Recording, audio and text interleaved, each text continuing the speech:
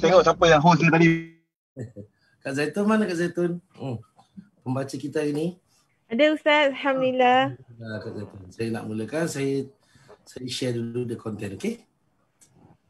Number 1, 2, 3, 4. Okay.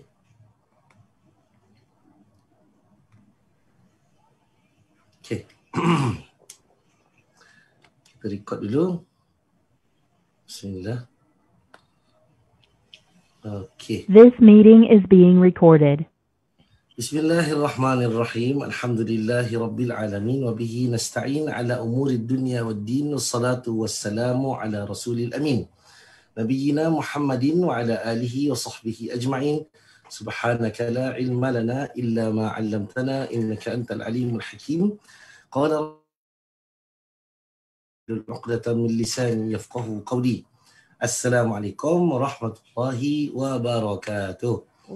Alhamdulillah, tuan-tuan dan puan-puan, segala puji bagi Allah Subhanahu Wa Taala. Saya doakan tuan-tuan sejahtera hari ini dan hari-hari mendatang. Allah kurniakan kita kesihatan, Allah kurniakan sihat iman, sihat tubuh badan, tenang hati kita, dan mudah-mudahan kita dapat mensyukuri Allah dalam semua perkara, sama ada yang ditakdirkan buruk ataupun yang ditakdirkan baik. Dan mudah-mudahan yang baik saja yang akan menyapa kita. Amin. Selamat datang juga kepada tuan-tuan dan puan-puan yang berada di Facebook Masjid Kampung Siglap, Marine Parade, Singapura. Dan rakan-rakan saya semua yang ada dalam pakcik-pakcik, makcik-makcik yang ada dalam Zoom ni, yang memang mengikuti kelas kita dari awal sampai sekarang ni. Subhanallah. Semoga Allah mengurniakan ke semua kita keampunan berdasarkan doa malaikat sepanjang dalam kuliah kita hari ini. Amin. Okey.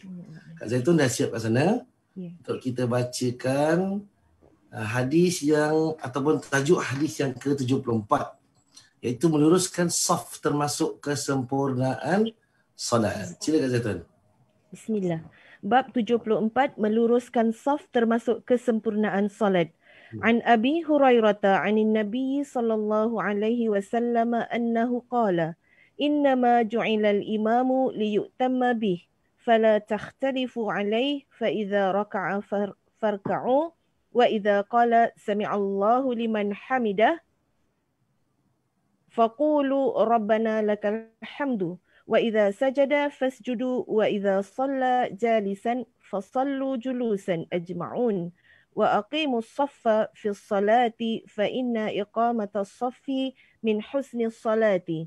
Dari Abu Hurairah, dari Nabi SAW, baginda bersabda, sesungguhnya imam dijadikan untuk diikuti, maka janganlah kalian berbeza dengannya. Apabila ia rukuk, maka hendaklah kalian rukuk. Apabila ia mengucapkan Sami Allahu liman hamidah, semoga Allah mendengar orang yang memujinya, maka katakanlah Rabbana lakal hamdu. Wahai Tuhan kami, bagimu segala puji. Apabila ia sujud, hendaklah kalian sujud. Apabila ia solat sambil duduk, hendaklah kalian solat sambil duduk. Luruskanlah saf dalam solat, kerana sesungguhnya meluruskan saf termasuk kebaikan solat. An Anas bin Malik, anin Nabi sallallahu alaihi wasallam qala, Sawu sufufakum fa inna taswiyatas sufufi. Sawu sufufakum. Sawu sufufakum fa inna taswiyatas sufufi min iqamatis salati. Dari Anas, dari Nabi SAW, baginda bersabda, ratakanlah saf, yakni barisan kamu, kerana sesungguhnya meratakan saf termasuk bahagian menegakkan salat. Keterangan hadis. Bab meluruskan saf termasuk kesempurnaan salat. Dalam bab ini disebutkan hadis Abu Hurairah, innama ju'ilal imamu liyutamma bih. Sesungguhnya imam dijadikan untuk diikuti, di mana pembahasannya akan diterangkan pada bab kewajiban takbir. Pada bahagian akhir di tempat ini disebutkan wa aqimus saffa, luruskanlah saf, dan seterusnya. Lafaz inilah yang menjadi maksud judul bab. Imam Muslim dan Imam Ahmad serta lainnya telah menyebutkan lafaz ini secara tersendiri, iaitu mereka menjadikannya dua hadis. Min husnis salati, termasuk kebaikan salat, Ibnu Rashid berkata, Imam Bukhari sengaja menyebutkan pada judul bab lafaz min tamamis salati, termasuk kesempurnaan salat. Sementara lafaz hadis berbunyi min husnis salati, termasuk kebaikan salat. Hal ini kerana beliau ingin menjelaskan bahawa itulah yang dimaksud dengan kebaikan di tempat ini. Untuk itu, yang dimaksud bukanlah ketertiban yang nampak, tapi yang dimaksudkan adalah kebaikan yang bersifat hukum berdasarkan hadis Anas, hadis kedua di bab ini, iaitu min iqamatis salah, termasuk menegakkan salat. Min iqamatis salah, termasuk menegakkan salat. Demikian yang disebutkan oleh Imam Bukhari dalam riwayatnya dari Abu Al-Walid. Sementara selain beliau menyebutkan dengan lafaz min tamamis salati, termasuk kesempurnaan salat. Begitu pula yang dinukil oleh Al-Ismaili dari Ibnu Huzaifah, dari Al-Baihaqi, dari Uthman Ad-Darimi, keduanya dari Abu Al-Walid. Lafaz serupa dinukil pula oleh Abu Daud melalui Abu Al-Walid dari selainnya. Demikian juga yang dinukil oleh Imam Muslim dan selainnya melalui sejumlah perawi dari Syu'bah. Al-Ismaili memberi tambahan dalam riwayatnya dari Abu Daud At-Talayisi,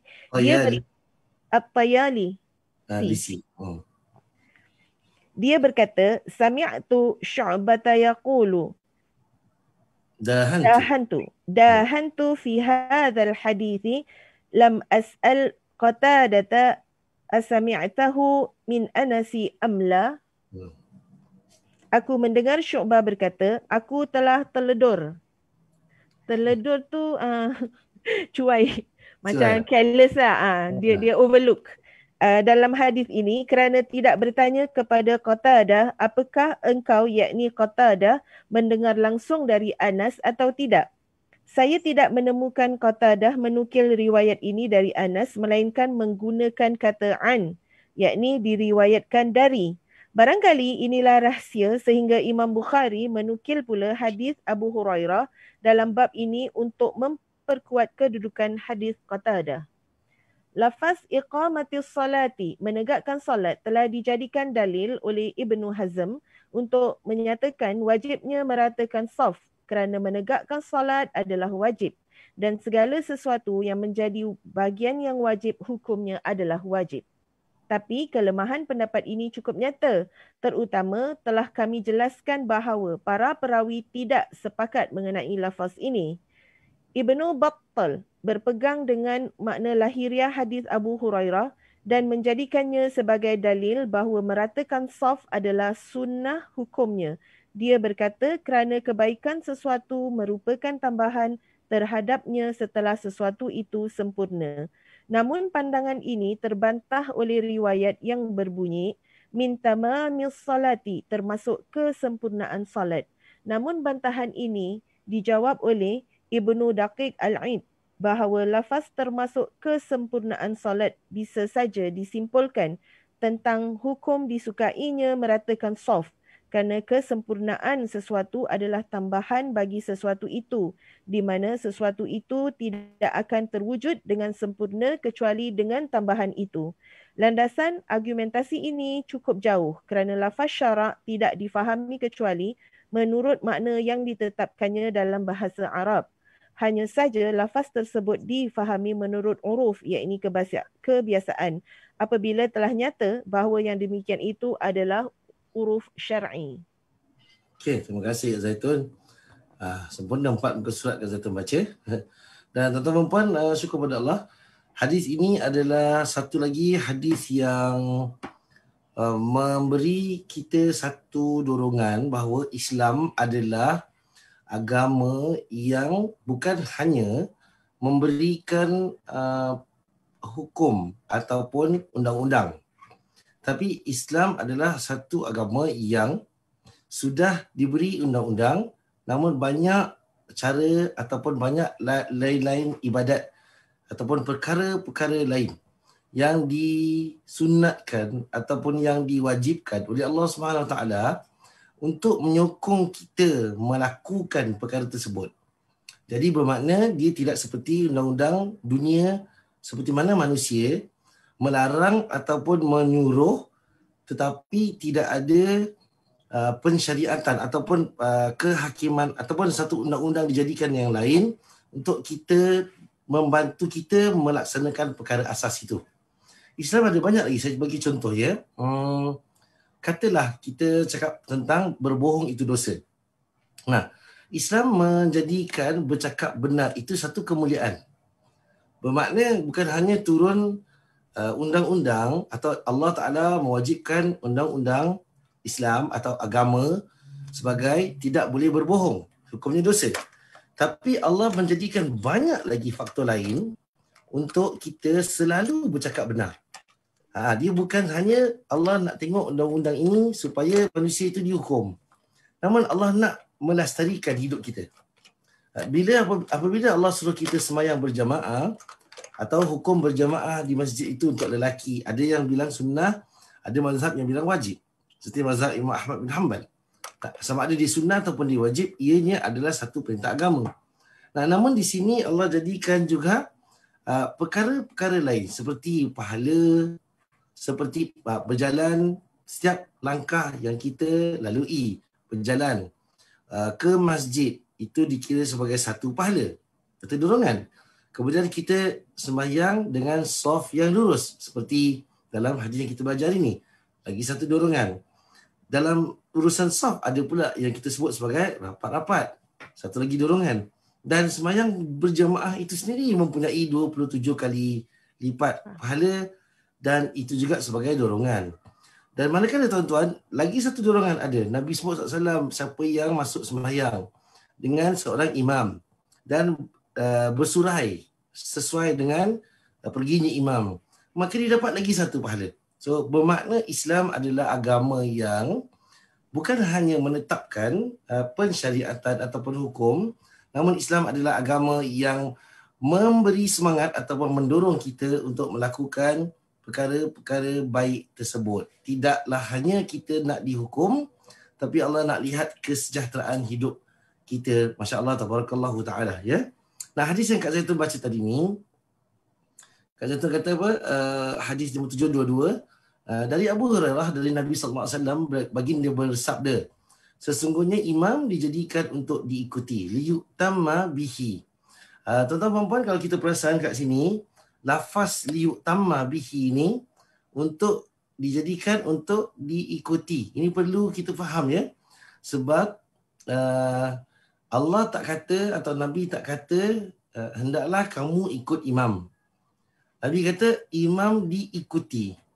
Jadi apa saja imam buat ni, kita ada satu seruan untuk kita ikut. Dan imam pula dia ada dalam hadis-hadis yang lain, Islam memberikan tanggungjawab imam ni. Ya. Maknanya kalau saya suruh ikut imam, ada kala saya akan tidak ikut. Tapi kalau imam itu Allah jadikan dia untuk kita atau dia diikuti, maka tak ada pilihan lain, kita kena ikut. Bermakna tak boleh keluar daripada imam sembarangan. Tak boleh sesuka hati atau dia ada tata cara seperti kalau tuan-tuan nak dipanggil apa, mufaraqah, nak keluar daripada imam. Kan Pak Cik tadi on microphone. Saya nak bawa Pak Cik. Nah, kalau kita atau imam menyuruh atau imam buat silap, yang kita kata imam buat silap tu kita tak boleh terimalah, kata dia punya Fatihah tu salah, kata contoh ya. Nah, kita nak mufaraqah Pak Cik tadi. Apa makna mufaraqah? Keluar daripada jemaah sembahyang. Pak Cik tadi, boleh tak saya berhentikan sembahyang dan saya semayang sendiri atau saya semayang saja ikut imam tapi niat saya keluar daripada imam? Tidak, niatnya dah keluar nafsan. Tak payahlah bergerak lagi. Ikut dia tak? Boleh ikut dia, ikut semua, tapi kita dah kesendirian lah. Tapi tak payah keluar semayang tu, keluar dari soft tu, lepas tu pergi semayang sendiri. Tak payah kan Pak Cik Tarikh? Tak payah. Itu nama dia adab, betul tak Pak Cik Tarikh? Ya, Ustaz. Nah, walaupun terima kasih Pak Cik Tarikh. Masya Allah, tengok Pak Cik Tarikh ni orang masjid tuan-tuan perempuan. So, saya tanya Pak Cik Tarikh. Ahli masjid. Mudah-mudahan Allah kurnia Pak Cik Tarikh perlindungan hari akhirat. Amin. Amin. Tuan-tuan perempuan, inilah kita bagi kesopanan dan kesantunan. So, kita boleh saja tidak bersetuju dengan ketua-ketua kita. baik kita main snowman ke, baik kita dalam negara ke. Namun demikian, kita ada cara yang Islam berikan atau yang Islam tunjukkan macam mana kita nak tegur ketua. Dia tak boleh sama saja kita pukul rata, atau macam mana kita mogok kat orang bawahan, kita nak mogok juga dengan ketua dengan cara yang sama. Nah, lebih lagi kita ni sebenarnya dalam sembahyang, ketua kita tu adalah yang bimbing atau yang mendahului kita untuk bersembahyang ataupun menyembah Allah Subhanahu Wa Taala. Jadi kita bukan satu pengajaran, kita bukan ikut membabi buta. Maknanya bukan saja ikut walaupun salah. Kita boleh bercanggahan tapi dengan cara yang sangat halus ataupun santun yang Allah Taala jadikan sebagai prosedur untuk kita ikut. Tuan-tuan dan puan, siapa sembarangan dalam bab ni, dia menjejas dia punya kepribadian sebagai seorang Muslim. Jadi kehormatan ni macam rumah Allah, Pak Cik Tarikh, kita masuk rumah Allah. Kita tak boleh bercakap-cakap kosong. Betul Pak Cik Tarikh? Mesti ada adab, Ustaz. Betul. Lepas tu boleh cakap pasal perniagaan. Tak adalah meniaga tak boleh, Ustaz. Tak boleh. Kan? Lagi nak mengumpat tu tak Pak Cik Tarikh? Tak boleh, Ustaz. Kita sana rumah Allah, kita mesti baik punya cakap yang baik. Pasti. Sebab tu kalau kita masuk rumah Allah, pakaian pun yang baik. Sempurna. Sebut sebagai bersih, lengkap atau paling memadai yang menutupi aurat. Atau istilahnya kita jaga kebaikan masjid. Saya kalau pakai baju mahal Pak Cik Tarikh. Ya. Tapi saya pakai baju yang ada gambar tengkorak. Tapi mahal. Mungkin $200. Tapi baju ada tengkorak. Itu tidak sempurna. Betul tak Pak Cik Tarikh? Tak sempurna, Ustaz. Mengganggu jemaah. Ya, boleh jadi murah tapi bagus. Kan? Kita bukan go for brand dan sebagainya, tuan-tuan. Nah, kemuliaan. Saya hari tu tengok ini Pak Cik Tarikh. Pak Cik Tarikh kerja parlimen kan? Pernah pergi istana? Ada dekat sekali. Yang selepas berhenti ada pergi 2 kali ada. Wah, itu dia undang untuk makan malam ni? Tak ada, pergi tengok baru yang tempat. Saya first time dapat tengok istana secara keseluruhan lah. Sebab tu saya pernah pergi sekali. Tapi kita makan dekat ballroom je. Tapi kali ni dapat tengok istana secara virtual. Pasal masa di Deepavali hari tu ada rancangan, ada istana organize virtual istana visit. So dapatlah diterangkan istana ni begini. Saya dapat tahu Madam Presiden tak duduk istana apanya. Dia kerja je kat istana. Dia balik rumah hari-hari dia kata. Okay. So tuan-tuan puan, masuk istana pun dia ada schedule. Dan saya tengok bila virtual ni semua orang dapat tengok. Tak kira kita kat rumah dapat tengok satu persatu.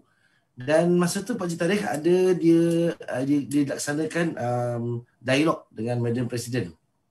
Dalam masa 15 minit, tak silap saya 20 minit. Tapi tuan-tuan dan puan, nak dialog dengan Presiden, kena email dulu soalan. Bermakna dia akan pilih soalan-soalan yang relevan. Dan dia akan, ini cara protokol lah kita panggil, ya.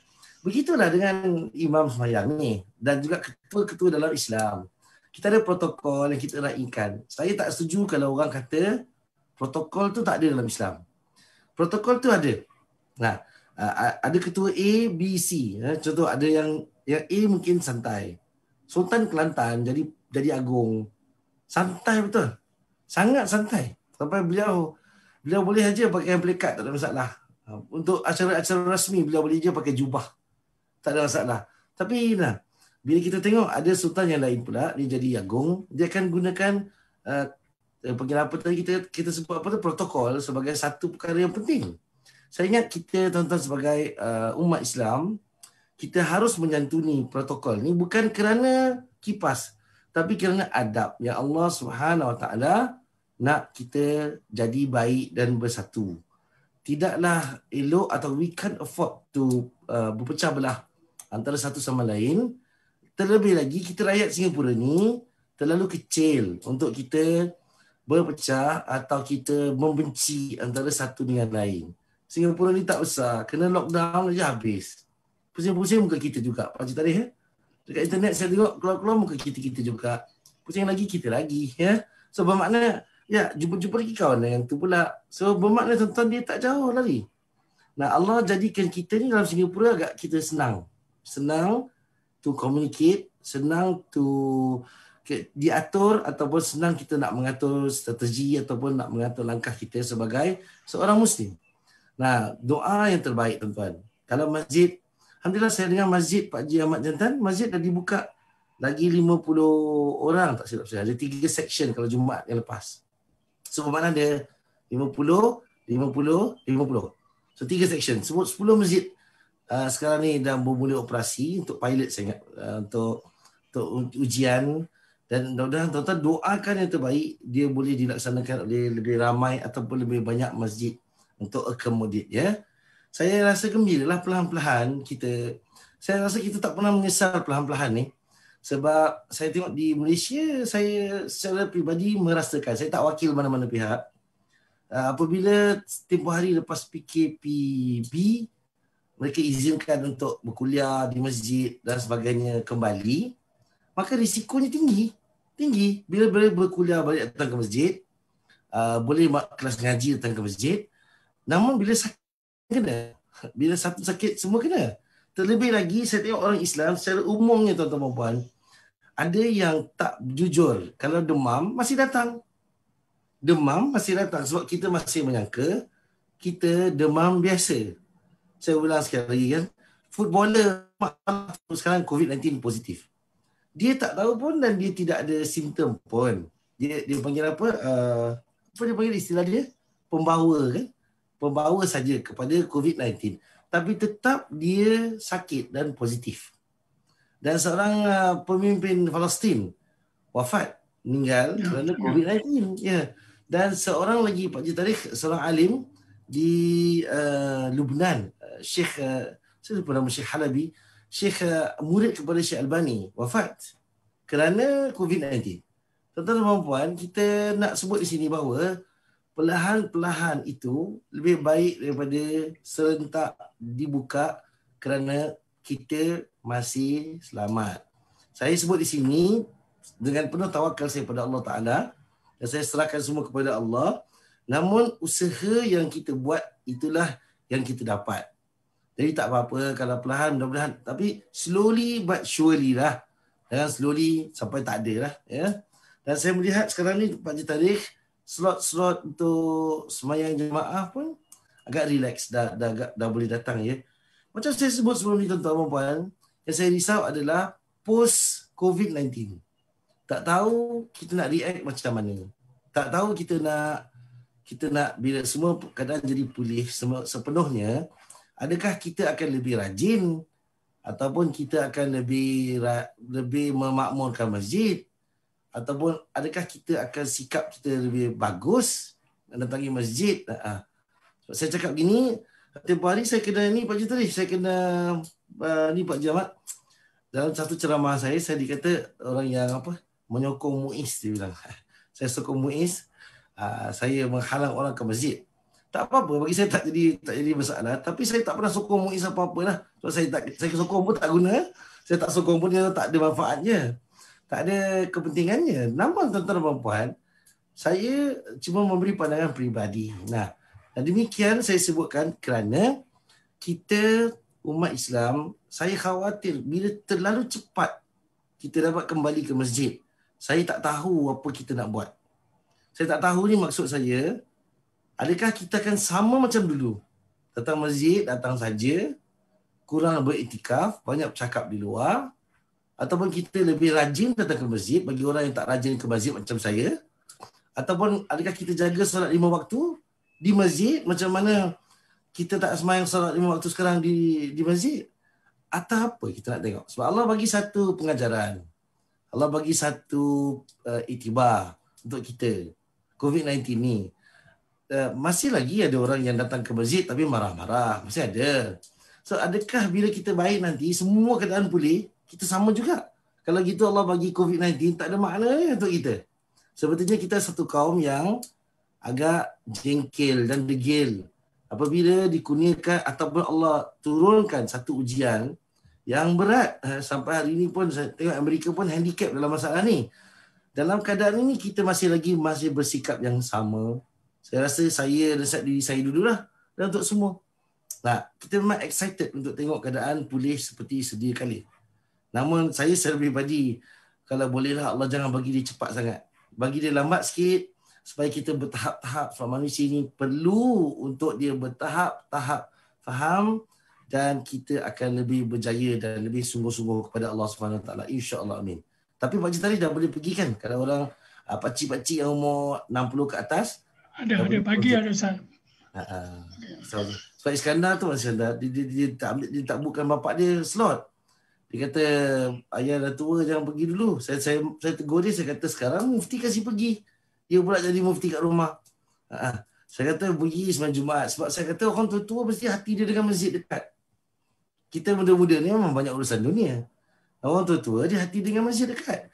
So adalah baik juga tuan-tuan dan puan, ibu pakcik-pakcik yang dah umur 60 lebih sekarang ni ada keringanan untuk ke masjid dan saya galakkan pergi.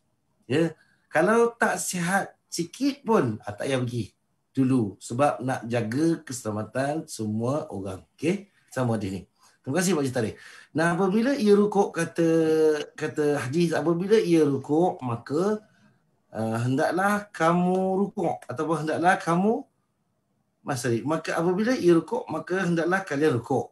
Dan apabila ia mengucapkan sami Allahu liman hamidah, semoga Allah mendengar orang yang memujinya, maka katakanlah Rabbana lakal hamdu. Nah, wahai Tuhan kami, bagimu. Ini Pak Cik Farouk, kita bersiap. Pak Cik Farouk boleh?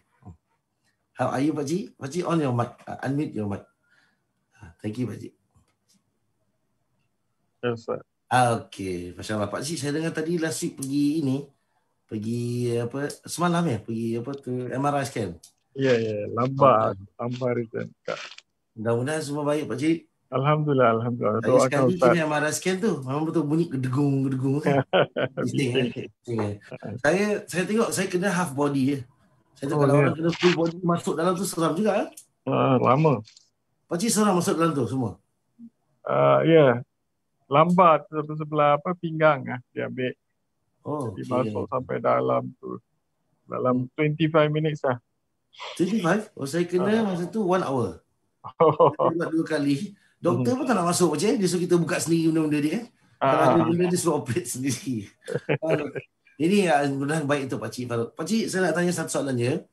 Kalau kita, contoh Pak Cik, saya nak idrak, saya nak masuk sembahyang jemaah dengan imam. Okay.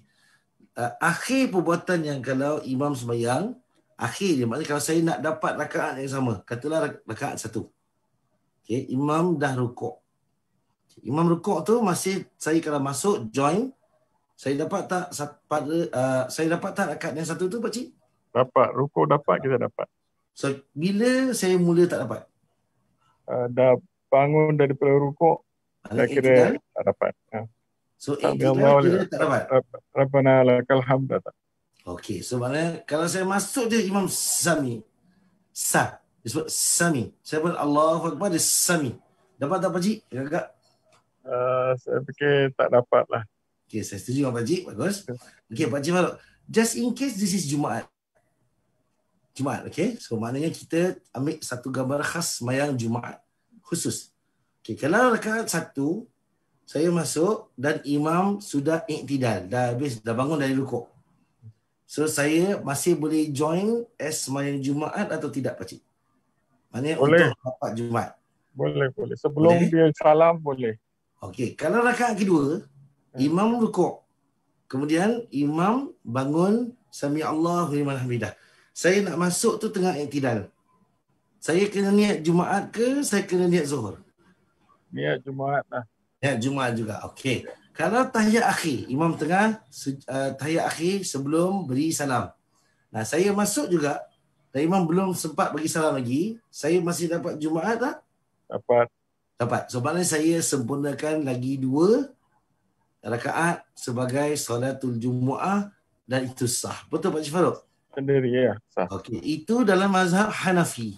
Maknanya dalam mazhab Hanafi, tuan-tuan boleh buat macam tu. Hanafi. So Hanafi. Okey. Mazhab Hanafi tuan-tuan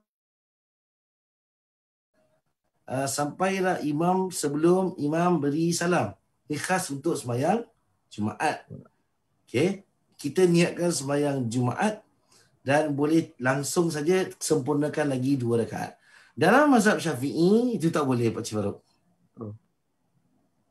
Dalam mazhab Syafi'i, dia prosedur dia tak ada macam tu. Prosedur dia adalah kalau kita masuk sebelum imam, selepas imam rukuk. Sebab saya ambil tu pasal cerita dia rukuk. Sami Allahu liman hamidah. Rabbana lakal hamd. Saya stop kat sini tadi. Rabbana lakal hamd. Wahai Tuhan kami segala pujian tu.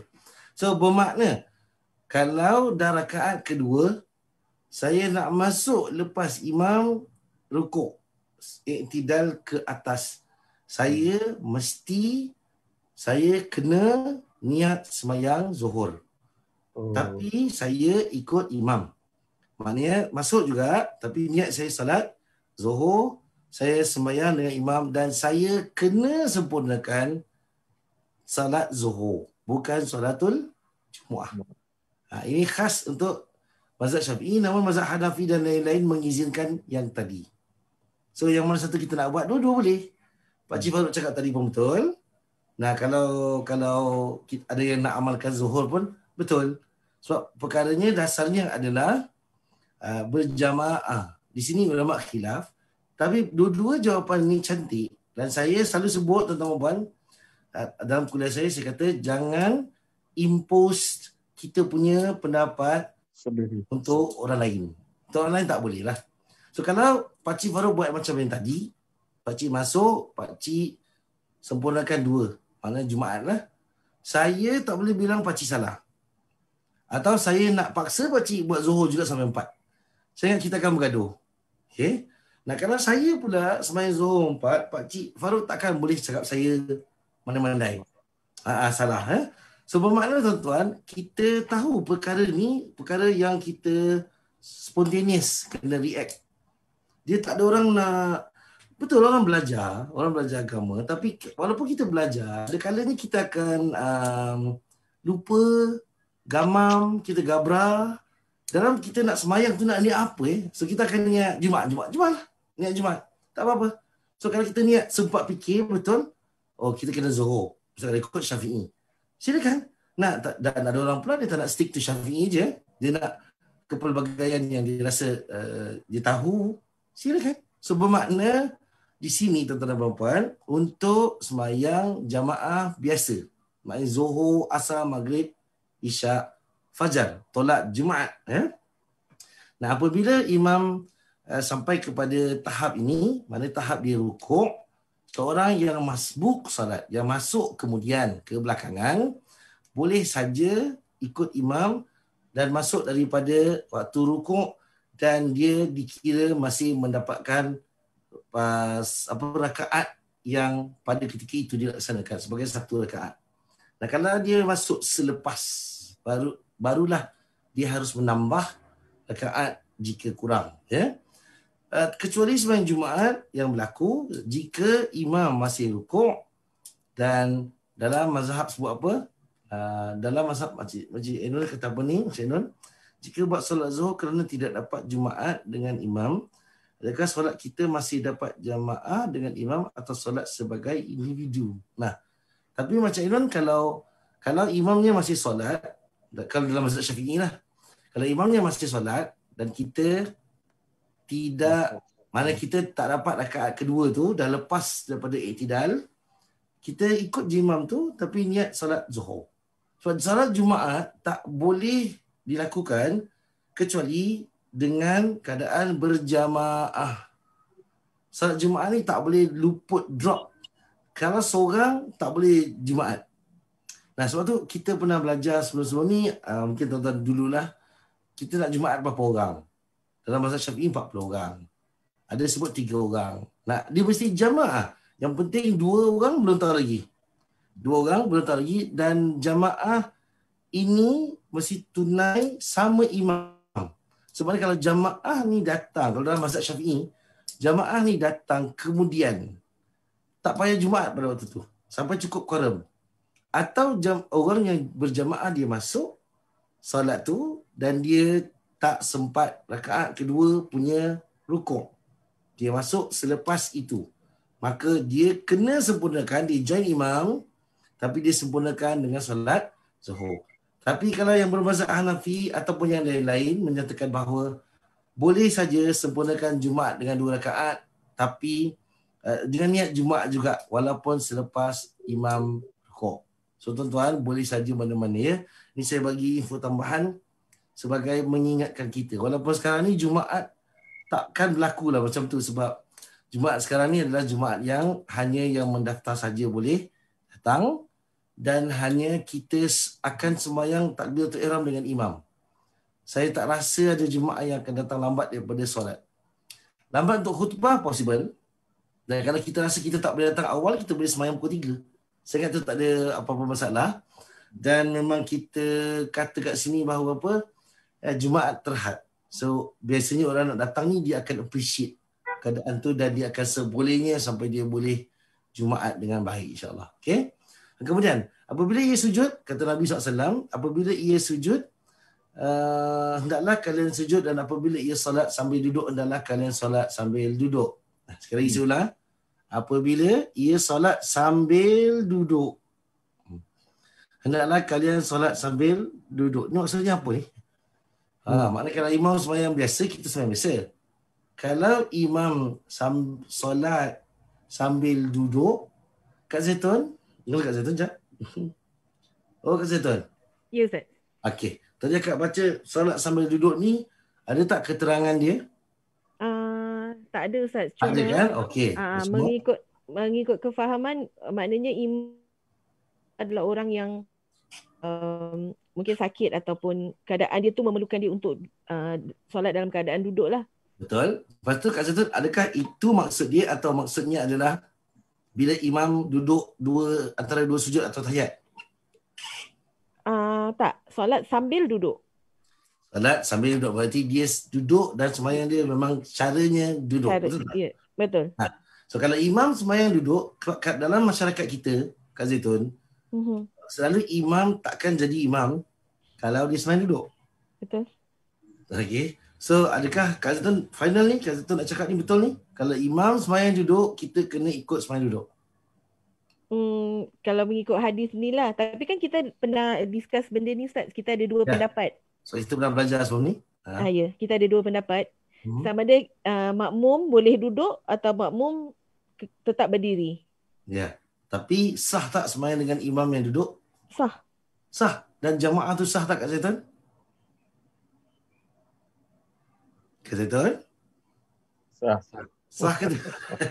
Kak Zaitun hilang habis Kak Zaitun terseram ke? Ke network kayaknya. Nah, betul. Saya setuju dengan pakcik semua. Sah untuk kita sembahyang dengan imam yang solat duduk, dan kita diberi pilihan untuk duduk juga walaupun tak sakit, dan kita boleh sembahyang sempurna juga. Contoh kalau tanya saya mana satu lebih bagus, based on hadis hari ini kita belajar hadis nombor 722, afdal kita duduk. Afdal kita duduk. Tapi tak menjadi kesalahan dalam Islam apabila imam duduk, kita sembahyang macam biasa. Jadi tuan-tuan dan puan, mungkin apa yang saya syarah. Siapa cerita tarikh? Sila. Pakcik Tarikh unmute.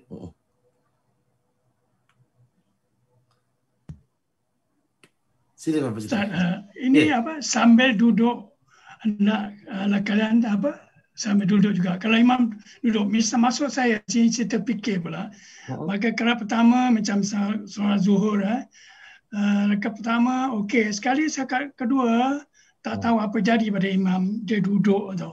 Dia tak bangun lagi, dia teruskan sembahyang duduk tu. Rakaat kedua imam ada lagi tak? Hidup lagi tak tu? Ya, Zat? Imam tu hidup lagi tak rakaat kedua? Sebab apa maksud saya kan rakaat pertama okey dia berdiri macam biasa. Rakaat kedua dia duduk, dia sakit lah misalnya. Dia sakit. Jadi dia boleh duduk terus duduk. Boleh dia terus duduk lah. Makmum boleh macam biasa lah. Oh, maknanya kalau start sembahyang macam biasa, tapi kedua tu dia sakit. Sakit, ya. Pelicuk kata atau tekan apa, dia terus duduk. Jadi kita ni nak sambung macam mana? Macam itu Pakcik Tarikh. Betul? Betul. Pakcik Tarikh saya kan kita continue lah. Macam biasa lah. Betul. imam biarkan imam dia jadi imam. Kita ikut imam. Tapi yang lain tu yang sihat berdiri, rukuk, sujud sama buatlah. Ini kalau di tengah-tengah imam mula duduk, betul Pak Cik Tarikh? Ke daripada awal? Kalau awal dah tahu kita dia duduk saat dia tengah sembahyang.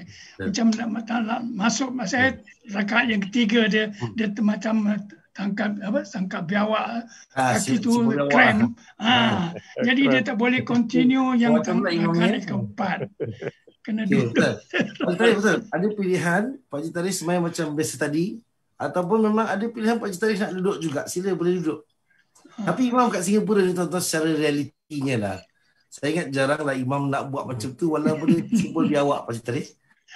Dia akan pelan-pelan sampai habis, dia habiskan sembahyang betul, maka baru dia akan nampakkan dia sakit. Dan kecuali sesuatu yang memang tak boleh tolerate lah. Dan tuan-tuan tak salah apa pun sebenarnya. Sebab tu lah Pak Cik Tarikh, kalau saya bagi Pak Cik Tarikh view imam, pandangan seorang imam, walaupun dia sakit, kenapa dia buat macam tu? Dia usahakan sampai habis. Sebab kalau tidak, huru-hara jemaah kat belakang. Kalau dah jadi imam, dia memang kena korban dalam banyak keadaan. Satu, nombor dua, dia kena tanggungjawab. Nah, kalau jemaah tu huru-hara Pak Cik Tarikh, jadi misal jadi tiba-tiba tengok dia sembahyang duduk. Nah, ada jemaah yang subhanallah. Ada jemaah pula yang kat belakang sikit tak dengar apa, tak nampak apa. Kan dia bolehlah senyap je. Tapi kalau ada 2-3 line yang dekat-dekat tu, yang ada rasa boleh, ada rasa tak boleh, jadi akan kecoh sikit kan. Pak Jamat Jantan nak cakap something, sila. Ya Ustaz, sebab kita ada Bilal. Bila kita sembahyang berjemaah tu kat masjid, kita ada Bilal. Bilal macam sebagaimana yang masa Nabi sakit dan kemudian ada Sayyidina Abu Bakar. Abu Bakar berdiri seperti biasa dan Nabi duduk. Dan Nabi lead the sembahyang. Yes, correct. Then Sayyidina Abu Bakar sebagai guide whichever yang lakukan. Jadi dia lakukan. Jadi jemaah belakang tak perlu macam rasa risau ke apa. Melainkan Pak kata satu angle yang jemaah juga perlu saja ikut dan tak perlu risau. Tak perlu risau. Bagus. Lagi satu saya ingat, kalau misal kata ini dari segi adab jugalah. Bagaimana Pak Cik Tarikh cakap tadi. Kalau majority of the makmum duduk, jadi takkan kita satu orang nak berdiri juga kan. Jadi kita pun duduk samalah. Jadi kalau majority semua berdiri, then after that kita berdiri sama. That's it. Itu pendapat saya lah. Banyak kira rezeki tak kalau imam duduk kita dapat duduk? Yes itu. Bila kita nak buat sembahyang itu melainkan kita sakit aja kan. Betul. Itu bermakna tuan-tuan dan puan. Kalau nikmat Tuhan bagi. Betul. Jadi makmur orang sakit ni sebenarnya seronok lah. Sebenarnya Allah bagi rahmat tu bukan hanya pada imam tu. Dan istilahnya di sini adalah kalau orang tu dah biasa mengimamkan solat dan kemudian dia tak jadi imam tiba-tiba. Dia sakit 6 bulan, 7 bulan.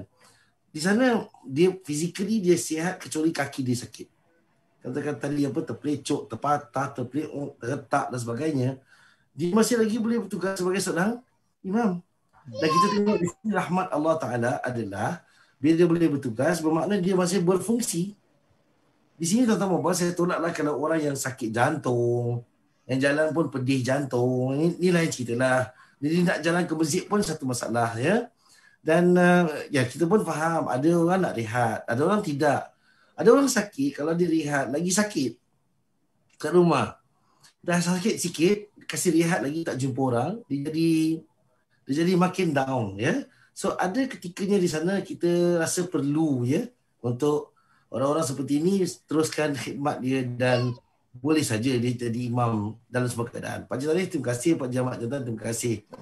Sebab bagi pendapat. Saya ingat tuan-tuan, satu perkara yang kita boleh take note lah pasal dia mendapat, Pak Jamat sebut tadi benda yang menjadikan kita lebih beradab dan sopan sebagai seorang jamaah. Ya? Macam Iskandar kata kat sini apa ni? Macam ayah dia, macam ayah Apis. Sakit. Tak boleh rehat. Betul-betul. Ayah saya memang sakit pun tak boleh rehat. Ayah saya tu Pak Cik Ahmad, Saya tak tahu nak baca ayat apa. Ayah saya sakit tapi nak juga kerja dan cari kerja kat rumah. Tak tahu nak duduk mana. Kedua hospital dia boleh rehat betul. Dan tuan-tuan puan masing-masing punya pembawaan ini kita panggil apa?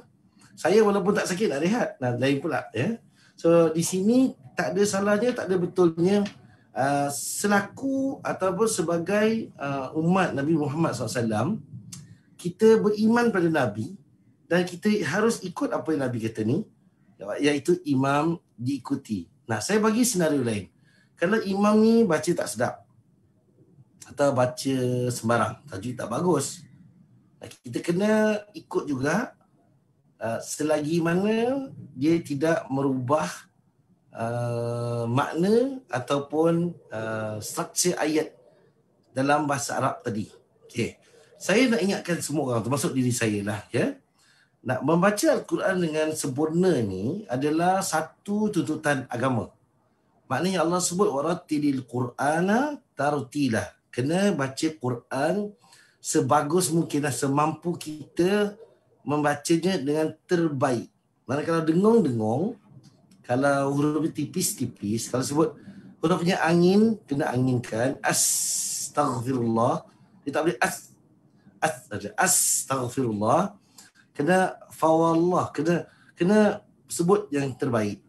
Namun tuan-tuan puan, kita juga mengerti kalau kita tajwidnya bagus. Misalnya, tajwid kita bagus, kita boleh baca lancar, kita boleh macam-macam. Adalah tak betul kalau kita nak impose pada orang lain. Ya, ni saya ingatkan supaya kita takwa. Sebab orang baca Quran ni kadang-kadang macam pesen juga. Kerja dia komen tak habis. Kadang-kadang ya. Saya juga khawatir perkara ini berlaku pada diri saya.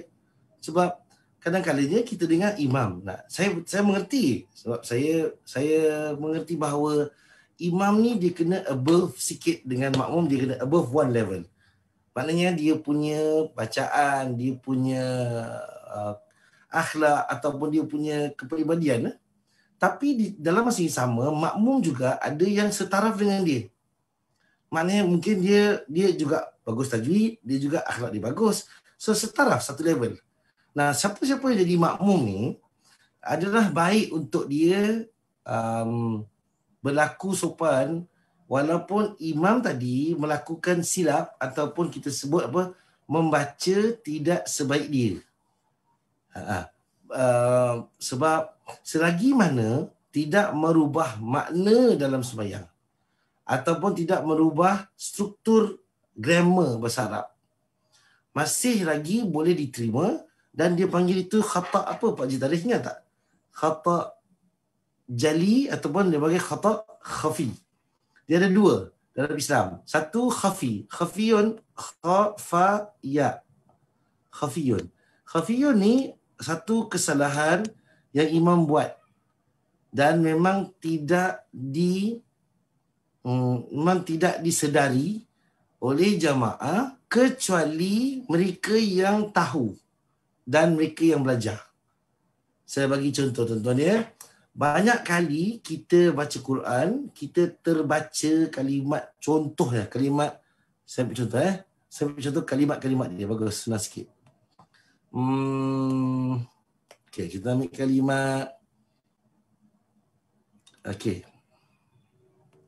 Saya tulis bahasa Arab lah. Kes kuning pula, kes merah lah. Okay.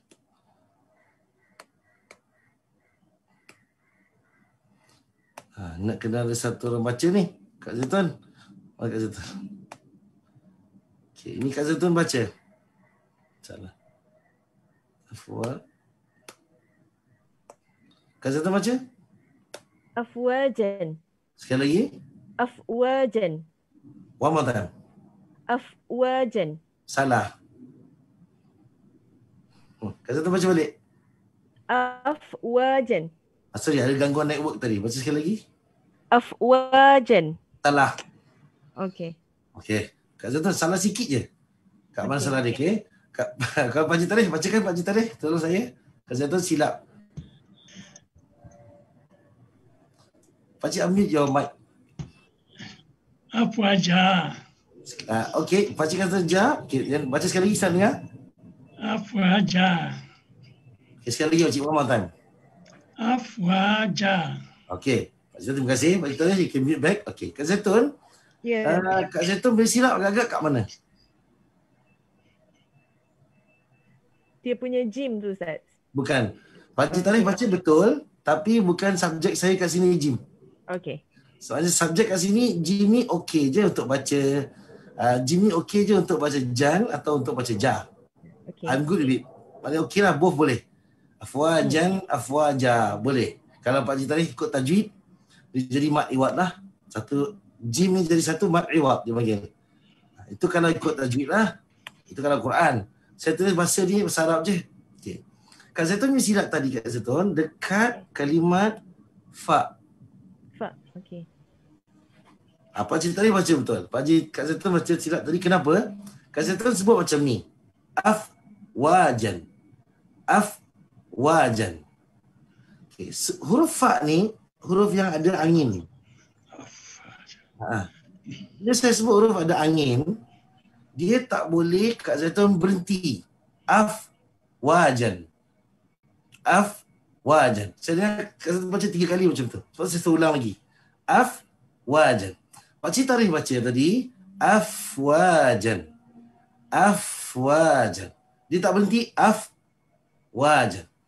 Huruf-huruf ada angin, dia macam huruf-huruf lain juga. Kita ada huruf tha. Kita ada sa, kita ada ha, kita ada sa, ada ha, ada kha, boleh kha tak? Zal, kita ada zal, kita ada huruf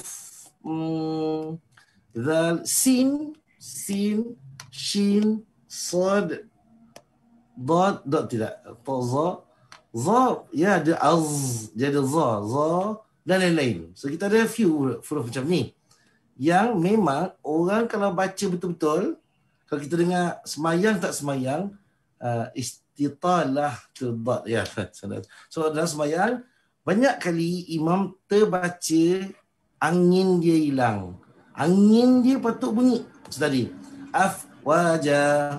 So ini dia panggil dalam ilmu tajwid khata khafi. Yang tadi Pakcik Tarikh kita sebut apa? Khata khafi. Khafi itu maknanya apa? Tersembunyi. Ni orang belajar je dengar. So Kak Zaitun boleh perbaiki benda tu Kak Zaitun. Jadi tuan-tuan, bila kita baca lebih baik, tujuan baca Quran baik ni, kita nak nampakkan pada semua orang bahawa mukjizat Al-Quran. Kalau baca bunyi dia betul, hati kita pun dia akan ada manfaat. Hati boleh jadi tenang, boleh jadi sakit kita boleh baik. Sebab Quran mukjizat. Sebab tu kalau baca Quran, bunyi dia tak betul, mukjizat dia tak keluar. Saya bukan kata Allah handicap, tapi Allah jadikan bunyi itu adalah untuk tenangkan hati, telinga kita, badan kita, nafsu kita. So keadaan tu kena betul. So afwaja. Nah, Kak Zaitun baca tadi not bad, tak ada dengung, tak ada qalqalah.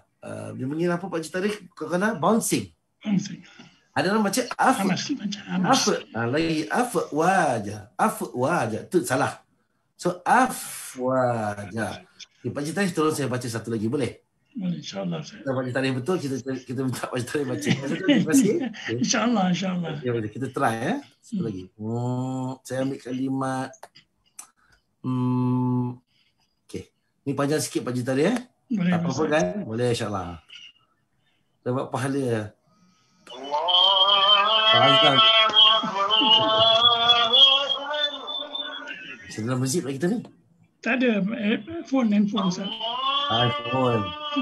Pakcik Tarikh punya Saya punya.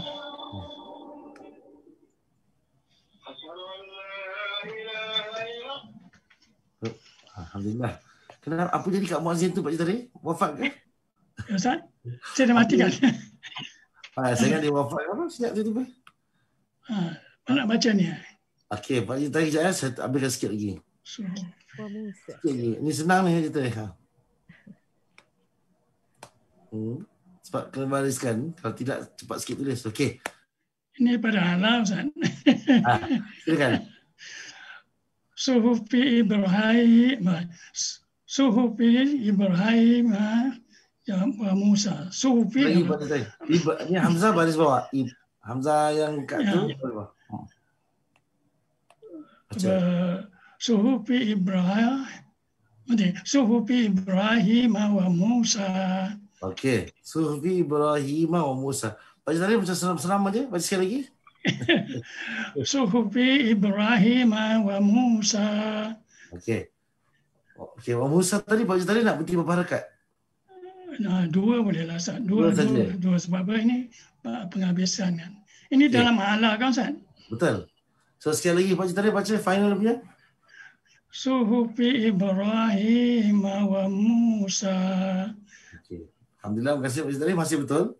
Baca Suhufi Ibrahim wa Musa. Okey. Baca tadi last word ni, word je. Ya. Baca word yang saya gariskan ni saja. Okey. Suhufi. Sekali lagi. Suhufi. Okey. Baca tadi sebut sad tu. Sad. Su. Okey. Kalau dia baris atas, baca. Suhufi. Baris atas. Su ya. Sad baris atas. Sa. Sekali lagi. Sa. Cuba baris bawah. Sui. Atas. Sa. Ganti baca tadi. Saya bukan bully, saya tadi nak bully baca tadi. Saya cakap betul-betul ni. Maknanya, okay. Tuan-tuan dan puan, okay. Saya dengar tadi baca secara umum semua benda ni betul. Hanya okey. Tapi ada sikit kurang je baca tadi. Sikit kurang, bukan tak betul. Tadi Kak Zaitun baca tak betul. Sebab angin dia tak ada angin. Okay. Sad Pak Haji tadi ni, sad Pak Haji tadi tu tak bunyi firm macam sad yang tajwid nak. Okay, banyak faktor dah. Pak Haji Faris nak sebut sad taruh mana Pak Haji Tarikh?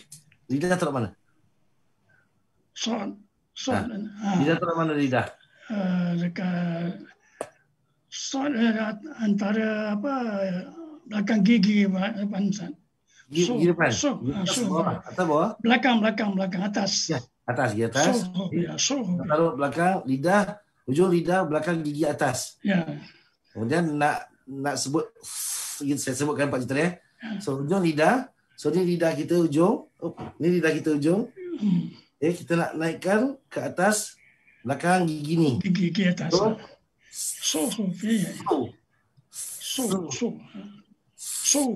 Mana bukan gigi, langit-langit. Kalau gigi saya sebut ni Pak Haji Tarikh. Gigi belakang, gigi atas. Okey. Sebenarnya saya makhraj Pak Haji Tarikh Pak Haji salah tadi. Salah, saya tahu kat gigi belakang ni.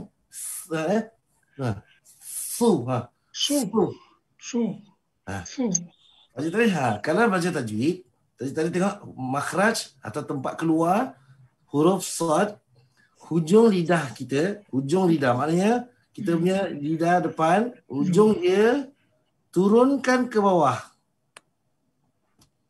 Hujung lidah, ni lidah, lidah kita kan? Lidah depan. Lidah ni turun bawah. Pergi mana? Gigi bawah ni, kat bawah sikit ada gum kita kan? Kita punya ada kita tekan kat situ. Dia kena, Pak Haji Tarikh belum sebut betul lagi. Sebut pada atas Pak Haji Tarikh. Salah.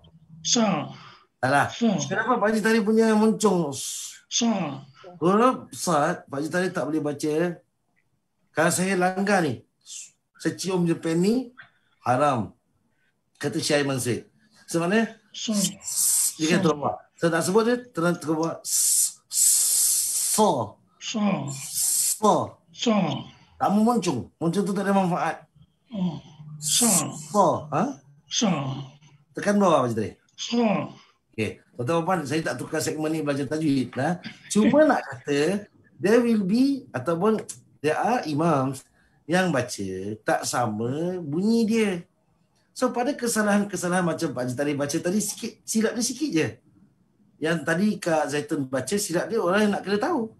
So kalau orang-orang yang tahu ni, yang mengetahui ni, namun dia memaksakan menjadikan imam tu salah, okay, ataupun dia nak mufaraqah, ini tak patut. Pak Haji Tarikh, ini tak boleh. Tak boleh. Dalam Islam tak boleh. Saya nak ingatkan tuan-tuan semua, saya juga diri saya.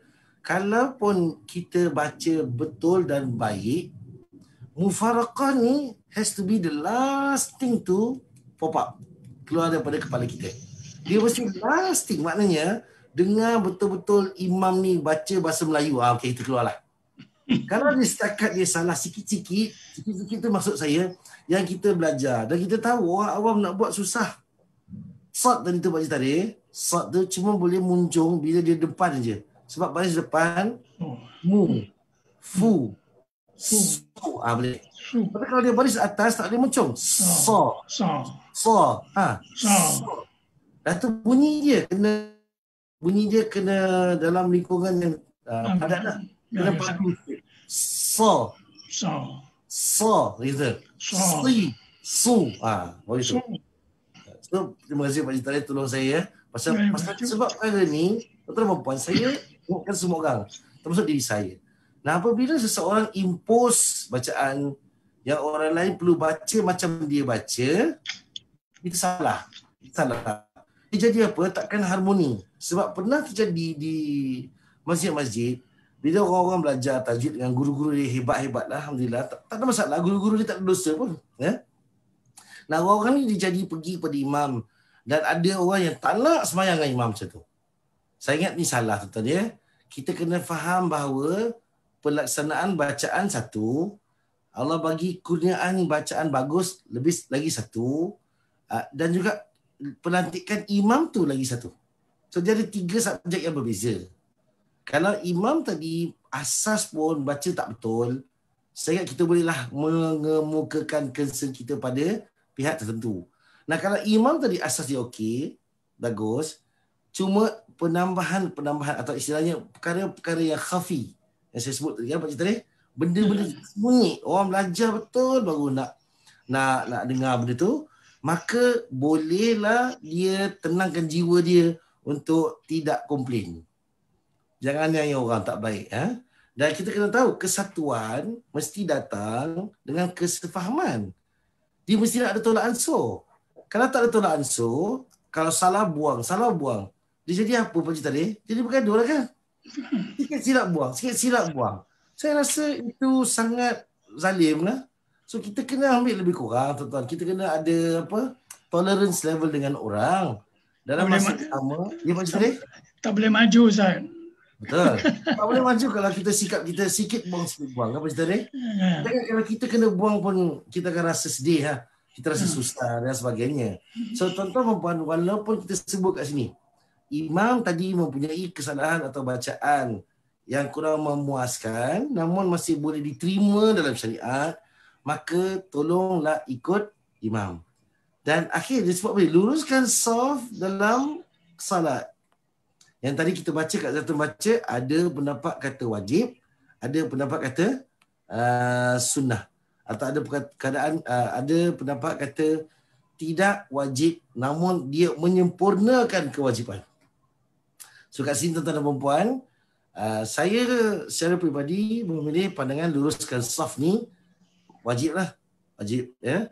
Wajib tu maksudnya kalau semayang bingkang bingkuk wajib dosa. Okay, wajib boleh jadi wajib penuhi atas manfaat. Nah, kalau semayang kita bengkok, soft kan, saya tanya minggu lepas kan Pak Citari, saya tanya antara soft bingkang bengkok, soft gini kan? Saya berpendapat kita kalau nak buat perkara tu, kita nak kasih yang baik. Bila Allah tengok kita baik, the best. The best. Okay. Jadi Allah tengok senang hatinya tengok. Kalau tak lurus, alamak macam mana aku punya makhluk ni begini. Jadi untuk melihatkan memajukan yang cantik itu, suara Allah agak terima, Ustaz. Dan Allah itu indah, hanya menerima yang indah. Ya, Ustaz. Terima kasih Pak Citari. So tuan-tuan dan puan, kalau kita sembahyang bengkok, tak ada masalah untuk Tuhan. Tapi Nabi kata apa? Hati kita bengkok. So luruskan saf ni menjadi kewajipan kita. Tuan-tuan tak payah tengok dia dosa ke tak dosa. Satu kewajipan yang saya rasa, kewajipan kalau sayang diri sendiri, jangan makan racun. Tak ada hukum dalam Islam. Tak ada hukum makan racun dosa. Tak ada hukum. Tapi kalau niat bunuh diri, memang dosa. Kalau niat nak test racun ni matikan saya atau tidak, tak ada dosa. Istilahnya, so dalam keadaan ini tuan-tuan, memang tak perlu soal nak luruskan soal. Kalau saya tak luruskan, tak dosa kan Ustaz? Tak perlu kita ada soalan macam tadi. Dan kalau orang tegur kita, sembahyang kita tak lurus, softnya, kita tak perlu cakap, saya kalau tak lurus pun tak dosa. Apa masalah awak nak luruskan saya? Saya ingat ini satu kesalahan akhlak yang kita buat. So, sama ada tadi perbincangan ulama, dia wajib atau dia sunnah, atau dia sesuatu yang menyempurnakan kewajipan. Saya nak galakkan tuan-tuan dan puan sekalian merasakan bahawa meluruskan saf adalah kewajipan. Supaya apa? Dia bukan kewajipan hukum syariat saja. Dia adalah kewajipan diri kita ni. Dalam kita bab kata Pak Haji Tarikh tadi, dalam kita nak sembahyang, kita nak menghadap Allah SWT, dan dalam kita sembahyang tu berjamaah, kita nak nampakkan kesatuan kita seperti mana yang Nabi SAW sebut. Kalau hukum dia sunnah, kita dapat pahala tambahan. Kalau hukum dia wajib, kita selamat daripada segala keburukan ini. Tuan-tuan, we can't afford to sembahyang juga, tapi dalam keadaan kita tak betul. Agak malu dengan Tuhan, ya. Dalam sembahyang kita tak bagus. Kita belum tak cerita lagi sembahyang tak bagus ni, dah tak sembahyang tak bagus, nampak tak betul pula. Dia lebih teruk daripada apa yang berlaku. Dan saya sebut Pak Haji Tarikh, kalau saya sebut minggu lepas, atau Pak Haji Tarikh ada minggu lepas? Ada. Kan? Saya sebut minggu lepas, saya kata walaupun sembahyang kita hari ni lenggang, tapi lebih lurus daripada keadaan kita sembahyang dulu. Itu kan disiplin Allah nak ajar kita. Semua dalam kotak. Dan saya dengar lah ada di ceramah-ceramah, tak tahu Pak Haji Ahmad Jantan dengar ke tidak? Ada ustaz-ustaz yang kata dah mula ustaz-ustaz di negara jiran menyuarakan sampai bila kita nak sembahyang renggang-renggang ni. Sampai bila kita nak sembahyang berjarak-jarak ni. Pak Haji Ahmad ada dengar? Ada. Saya agak risau lah benda ni dibincangkan ni. Sebab tuan-tuan puan. Tapi Ustaz, maaf Pak Haji Ahmad, sila. Sebagai seorang ustaz, dia patut lebih faham daripada orang biasa. Yeah, dia tak wajib katakan begitulah. Saya setuju. Jadi dia lebih merosakkan pada masyarakat yang kurang faham daripada segi ilmu agama ni. Saya pun tak faham macam mana dia orang punya mentaliti. Betul. Saya terima kasih kepada Pak Haji Ahmad. Kalau orang awam cakap, saya rasa kita masih boleh faham orang awam. Dia kan ustaz ni dah mula nak bising atau dah mula nak cakap tentang bila kita nak sembahyang balik macam dulu. Kalau ustaz-ustaz boleh fikir bila kita nak sembuh sempurna, bila kita nak lebih baik, saya fikir. Sebab ini keadaannya gawat, keadaan darurat. Ia bukan keadaan biasa. Yang Donald Trump pun kalah tau pasal ni, pasal COVID-19 ni. Saya ingat one of the factor kan Pak Jamat, dia tak peduli dengan COVID-19 kan. Lepas tu Allah bagi dia sakit pula kan, suami isteri COVID-19. Lepas tu dia tak nak percaya lagi. Dia dapat vaksin entah mana dia dapat, Allah Alam. Baik cepat lagi. Singapura akhir dia kalah. Saya ingat kulit hitam di Amerika kan tidak diberikan facilities hospital yang baik. Banyak yang mati. Sebab keadaan tuan-tuan, ini COVID-19 Allah bagi macam-macam sebab ya.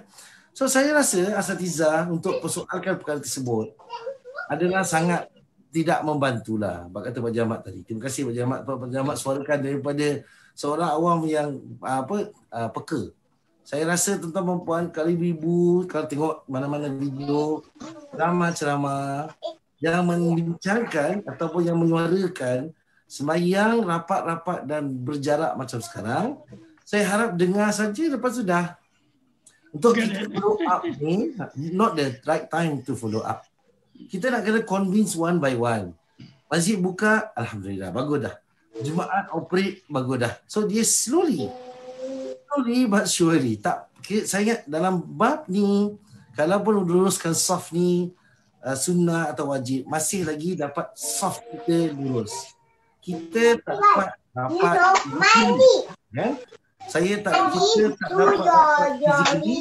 dapat tapi kita dapat sembahyang dalam bentuk yang konsisten, sama dan seragam. Masih cuma dalam kotak. Atau saya boleh Pak Cik Tarikh. Ataupun sementara Pak Haji buka tarik, hasil Ustaz. Ustaz dah biar bercakap boleh potong. Okay. Kalaupun Pak Haji tarik, kalaupun kita tak dapat semayang rapat macam dulu, hari ni kita setengah rapat dengan jarak 1 meter tu konsisten. Maknanya walaupun physically dia tak dapat, tapi petak tu yang orang dah siapkan tu secara konsisten. Kalau saya ambil ruler depan, saya ukur ke depan, saya ukur ke kanan, ke kiri, sama, equal. So that's the best rapat yang kita dapat. Kalau kita jauh lagi, maknanya kita tak dapat. So kita dapat rapatkan saf sampai kedar itu. Kira rapat lah tu. Okey, Pak Citra, sila. Okey Ustaz. Tadi ada kalau kita sembahyang jemaah dapat 27 atau 25 kebaikan tu. Kalau baca yang tak kurang puas tadi, macam saya baca tadi macam tak berapa clear lah. Yang apa sub-subnya tak berapa lurus. Tak penuh lah rapat merkah yang 25 dan 27 tu. Kenapa tak penuh Pak Haji tadi? Sebab tak sempurnanya yang diminta Allah yang sempurna. Ini kan kurang bacaan kurang. Bacaan kurang, lepas tu sembahyang pun sopannya kurang. Jadi tak sempurna 25 dan 27. Ataupun Pak Haji tadi dapat hadis tadi, maksudnya hadis yang menyatakan tentang solat jemaah di masjid ni, dia solat jamaah tu digandakan 25 atau 27, ataupun dia memang cerita pasal sempurna sembahyang jemaah. Just ada niat nak pergi tu dapat pahala tu. Kita nak pergi nak dapat pahala tu lah. Tapi kita nak yang jemaah ni, yang pengikut, yang imam ni mesti berusaha baik kebacaan dan yang jemaah ikut apa yang disuruh oleh imam lah. Luruskan barisan semua tu kan. Jadi sempurnalah. Kadang safnya tak lurus. Kadang bacaan imamnya tak berapa terang. Pak Haji tadi sebab kalau saya pergi sembahyang jemaah, imam yang baca kurang baik, takkan saya salah. Itu tak boleh sah. Itu lah. Ada macam orang lain balak kita nak menanggung pula. Dapat dalam kumpulan tu adakah kita dapat mereka penuh? Ya, Pak Haji. Sebab dia tidak berkait dengan atau dia tidak tertakluk kepada saf yang lurus ataupun bacaan yang bagus. Maknanya kalau Pak Haji tadi datang masjid, sekadar nak sembahyang jemaah dan sembahyang. Ada yang sengit, ada yang baca tak betul, tak menjejas 25 tadi. Tapi kalau sempurna yang bacaan, dia ada mukjizat yang keluar lah. Mukjizat tu maknanya dia akan beri manfaat pada semua yang hadir tu. Satu, mungkin atau feeling kita akan jadi terasa dengan cinta Al-Quran. Dan dia plus dia pada tadi, hati kita Allah akan satukan. Kalau soft kita satukan sendiri. So dia ada value added punya tambah nilai. Ada value added. So dia takkan kurangkan dia basic. Kalau kurangkan dia basic, ngiau lah, kita liau lah. Saya baik Pak Haji tadi tak jadi Tuhan. Selamat kita. Pak Haji saya gurau ya. So kalau Pak Haji tadi jadi Tuhan, pingsan kita. Ustaz, lagi satu Ustaz. Dalam sekarang banyak saya tengok dalam sujud, dalam takbir masa lepas rukuk itu macam sami Allahu liman hamidah. Dan sambung ada doa macam sami Allahu liman hamidah rabbana lakal hamdu hamdan katsiran thayyiban mubarakan. Ini ada tambahan ni. Adakah Nabi buat dulu? Ada kita tambah tu kita tambah yang itu macam tu hamdan katsiran thayyiban mubarakan. Ya betul. Adakah? Ada itu digalakkan. Apa kata kita tu yang Nabi tunjuk salat betul salat yang cukup lah kan. Sami Allahu liman hamidah rabbana lakal hamdu. Macam tahiyat akhir itu ada tambah lagu. Minta jauhkan sisa kubur, sisa hidup dan mati, fitnah hidup dan mati dan itu kan. Macam mana tu Ustaz? Yang mana Nabi SAW tambah Pak Haji tadi, maknanya dijadi hukum sunnah yang kita harus semampunya buatlah. Maksud saya gini, kalau bilang sunnah tuan-tuan dan puan, kalau kita bilang sunnah, saya buat dapat pahala, tak buat tak apa-apa, betul. Itu kalau dari sudut hukum dan pelaksanaan hukum. Sebab saya kata selalu, hukum saja, Islam tu tak tegak pada hukum saja. Okay. Dia akan memberi manfaat kat diri kita. Kita tak nampak benda ni sebenarnya. Dia bina jiwa kita. Dia akan bina kita punya tertib dalam sembahyang. Macam tadi ya. Sebab Nabi SAW takkan recommend, mencadangkan satu sunnah yang Allah izinkan kecuali untuk sembahyang tu lebih sempurna. Maknanya apa-apa yang kita terlepas pandang tu, kita dapat cover kat situ.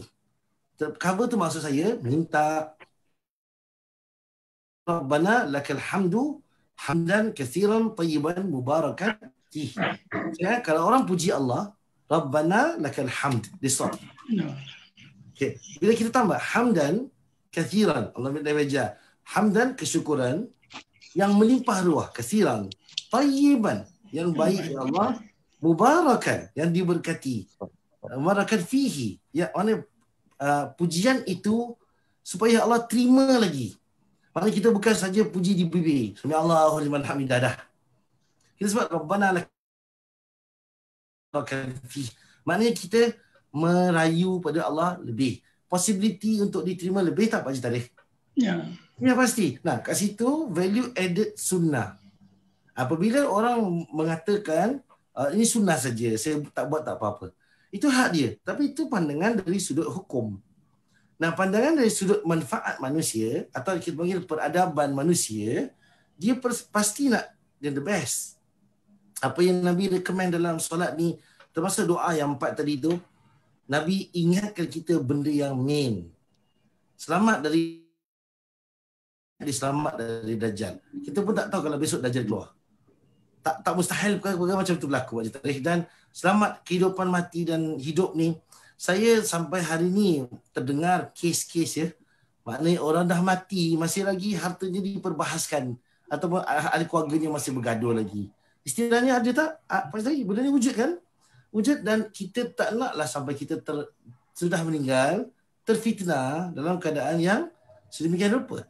Nah, sebut istilahnya aman bila kita wafat. Nah, Nabi anjurkan doa-doa ni tuan-tuan, dan pengamalan Nabi adalah untuk sama ada semayang ni dia jadi cantik, dia jadi sempurna, dia jadi apa? Tuan-tuan, penambahan dia kita buat secara tidak sengaja. Sebab tadi imam terlebih lagi mesti amalkan sunnah ni. Saya sebut mesti ni adalah sangat-sangat perlu imam mengamalkan sunnah-sunnah ini, sebab imam tu bertanggungjawab kepada jamaah yang dia bawa. Jadi solat sempurna ini menjadikan jamaahnya mengikutinya dengan sempurna. Dan sempurna Pak Haji Tarikh tak mesti lambat, tak mesti lama ya. Tak mesti sembahyang sampai 20 minit, tak mesti. Okay? Dia bacaan-bacaan yang boleh dilajukan, silakan. Dan do not judge the book by its cover. Tuan-tuan, kita tak boleh kata orang sembahyang cepat, dia sembahyang tak bagus. Dan kita tak tahu apa dia baca dan kita tak tahu apa hati dia. Jadi senang kata, daripada tengok orang, baik kita lihat diri kita sendiri, daripada suluh orang, baik kita suluh diri kita sendiri, sama ada apa yang kita buat sempurna ataupun tidak untuk perbaiki diri kita. Wallahu a'lam bissawab. Tuan-tuan jangan risau masalah soft ni. Saya ingat tuan-tuan hari ni hampir tidak ada lah ya. Maaf saya satu lagi Ustaz. Ya. Apa tu? Tempat ujung Fatihah tu. Saya kadang ada dengar ada orang buat. Kadang saya pun kadang Fatihah. Waladhdallin disambung dalam hati ni Rabbi fili wali jaya. Okey. Ada tak? Ada tu boleh kan? Itu minta ampun untuk ayah dan ibu kita. Wali jaya, lepas tu dia amin. Amin dulu. Amin dulu. Amin, lepas tu Rabbi fili wali jaya. Oh gitu. Pertama bagi dia tidak dianjurkan sunnah. Maka saya rasa penambahan kat sini dalam syariat tak adalah. Ya, tak ada satu. Mungkin orang akan cakap kalau tak ada dalam syariat takkan tak boleh. Okey. Nombor dua, kita nak amin. Tak ada kena-mengena amin tu dengan doa mak bapak tadi. Kalau nak niat dulu baru amin, baru kenalah. Mana nak amin dulu baru doa. Saya amin Rabbana atina. Jadi dalam hati sebut wali-wali apa tu? Itu tadi baru cakap amin lah. Sekalian. Mana kalau saya sebut amin dalam hati saya mak bapak. Kita minta Allah ampun. Ya Pak Cik. Pak Cik tak dengar saya? Jemaat dengar saya? Dengar. Pak Cik agak lost agaknya. Okey. Pak Cik, so bermakna saya merasakan satu, tak ada dalam sunnah, elok tak buatlah. Dua, perkara tersebut tak masuk dengan kita baca ghairil maghdubi alaihim waladdallin. Takkan mak bapak kita nak masuk situ. So kategori itu tak masuk. Saya tak pasti kat mana kita nak selitkan Rabiul Fili tu. Kalau nak selit Rabiul Fili tuan-tuan, perempuan, saya cadanglah. Selit dekat tahiyat akhir. Tahiyat akhir sebelum bagi salam, kita nak baca doa yang Nabi ajar tu. Tuan-tuan nak baca doa lain-lain. Antara yang tuan-tuan nak baca adalah Rabiul Fili wali walidayya warhamhuma kama rabbayani shaghira. Baca sebelum bagi salam, insya-Allah Tuhan kabulkan. Jadi jangan kacau Fatihah tadi, jangan kacau yang rukun tadi. Kita buat penambahan sunnah ni atau kita buat penambahan doa ni dalam perkara-perkara sunnah yang Nabi SAW anjurkan. Ini lebih selamat Pak Cik tadi. Ya. Lebih selamat dan lebih cantik lah orang kata. Susunan dia tu lagi cun lah kata orang. Lebih cantik ya. Duduk tadi. Allahu'alam bisawab tuan-tuan. So tuan-tuan puan saya buka dulu kalau ada soalan silakan. Ustaz, bukan soalan Ustaz. Just tambahan daripada soalan Haji Tarikh tadi tentang hamdan kathiran. Tayyiban mubarakan fi tu. Kita actually dah belajar dekat kelas tentang hadis dekat MKS. Okey. Apa tu ia merupakan sebuah hadis lah di mana Nabi SAW selepas selesai solat tu Nabi berpusing kepada kepada makmum dan bertanyakan siapa yang membacakan. Dan kemudiannya seorang sahabat berkata, aku ya Rasulullah. Maka Nabi SAW mengatakan bahawa aku terlihat lebih daripada 30 malaikat yang berebut-rebut untuk mencatatkan kebaikan untukmu. So we went through the hadis Ustaz. Kalau salah hadis riwayat Muslim. So dianjurkanlah untuk kita membaca hamdan tayyiban mubarakat. Yes. Terima kasih Zaitun. Yes, tuan-tuan. Lain ada apa? Pak Ahmad Yun, kenapa hilang? Dia ada muka. Jumpa jamak ada urusan dia. Silakan tuan-tuan, perempuan yang lain-lain yang saya tak tersebut namanya. Ahlan sahlan. Saya nampak ada ramai kat sini dan ada yang saya familiar, ada yang saya tak familiar. Tak apa-apa. Sila. Siapa tadi? Bercakap? Sila. Okey, tak ada. Pak Jamat. Betul lah Pak Jamat. Kenapa Pak Jamat? Pak Jamat je baik. Dia cakap dapur je tu. Dah start makan ke? Tak on the speaker. Tak on speaker ya. Tak on the microphone. Microphone Iskandar, terima kasih Iskandar tolong tadi host kejap. Walaupun kerja. Orang kerja jarang dapat join. Tapi orang ada pangkat-pangkat ni lain sikit kan Pak Jamat jantan. Ya. Allah karim. Amin. Ya Bapak. Manfaat dia untuk masyarakat jugalah. David Superintendent sayang dia sudah. Pak Jamat ya, nampak dah buka mikrofon tu? Okey, dah on dah. Masya-Allah. Ni Pak Ji masuk live Facebook Musik Siglap tau. Ya. When you talk, you are highlighted in the speaker tu. Pak Jamat, makcik mudah-mudahan sejahtera ya keadaan. Alhamdulillah sihat. Mana Ustaz? Ustaz mana Jamat? Ya. Jamat ini saya dah alhamdulillah. Satu baju yang saya buat sendiri sekarang ni. Pak Jamat tak dapat pahala Pak Jamat mudah-mudahan. Tak. Jangan lupa makcik tu kasih air. Tapi saya tak pergi sangat. Ya pakcik apa khabar pakcik? Siapa nama pakcik? Sebab Makcik Ratna Rawi. Lupa saya nama Pakcik. Haji? Ya, saya bukan. Alhamdulillah. Pakcik baik? Baik, Alhamdulillah. Syukur. Nama siapa Pakcik? Lupa saya. Saya? Nama Pakcik apa? Haji Osman. Haji Osman. Lupa lah cik. Saya ni. Saya ingat. Minggu lepas tu saya sakit Ustaz. Jadi saya rehat. Tahur insyaAllah. Sakit apa Pakcik? Saya kadang-kadang badan saya lemah gitu, jadi saya perlu rehat. Okey. Mudah-mudahan tak ada apa-apa yang serius. Tak ada, semua ada kontrol lah. Kencing manis, darah tinggi semua ada kontrol. Saya nak suruh makan madu, takut kahwin lagi. Okey. Sebab perempuan takut sama makan madu ni. Dia baik saya dah makan sebelum kahwin pun. Alhamdulillah. So pakcik mudah-mudahan terus sihat ya. Tuan-tuan saya doakan semua lah ya di sini sama ada yang berbual. Tuan-tuan perempuan dalam Zoom, yang dalam Facebook Masjid Kampung Siglap. Terima kasih banyak. Sama ada tuan-tuan di mana berada, saya harapkan kita sokong Masjid Siglap dengan doa kita. Mudah-mudahan mereka yang mentadbir masjid, menjaga masjid, Allah kurniakan mereka kesihatan, keikhlasan, kesabaran yang banyak. Dan mudah-mudahan kita semua juga dapat menyokong Masjid Siglap dengan bantuan menghulurkan derma anda dan sokongan kewangan anda kepada masjid. Kita doakan setiap yang dikeluarkan oleh anda $1 ke berapa pun Allah ganti dengan syurganya. Amin ya rabbal alamin. Saya kira tuan-tuan masjid pun sangat perlu kepada bantuan sebab masjid pun terjejas dengan COVID-19. Walaupun tuan-tuan lihat physically masjid tutup ataupun kurang beroperasi, tapi sebenarnya kos yang ada sama aja. Kalau kurang pun sikit sangat, dan masih ada masjid yang sudah ada defisit pun pada pembelanjaan mereka sebab perlu mentadbir dan perlu jalan dengan cara yang biasa. Sama ada cara physically atau secara alam maya, masjid tetap berjalan seperti hari ini. Ya? Terima kasih banyak memakmurkan rumah Allah hari ini, memakmurkan majlis ilmu, Masjid Siglap.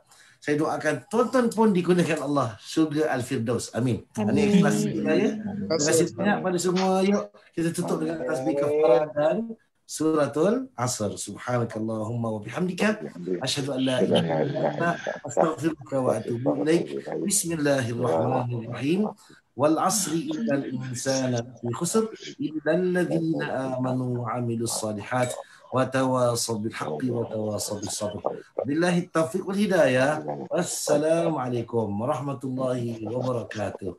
Waalaikumsalam. Terima kasih Ustaz. Terima kasih Ustaz. Terima kasih.